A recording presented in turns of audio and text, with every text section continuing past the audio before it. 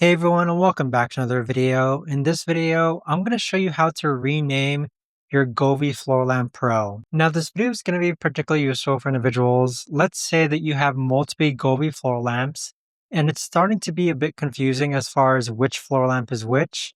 How do you actually go ahead and rename it? Now, this video is going to be short, sweet, and simple, guys. There's not going to be a lot of steps involved.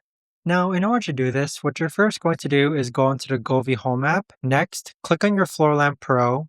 Then click on the gear icon on the top right-hand corner.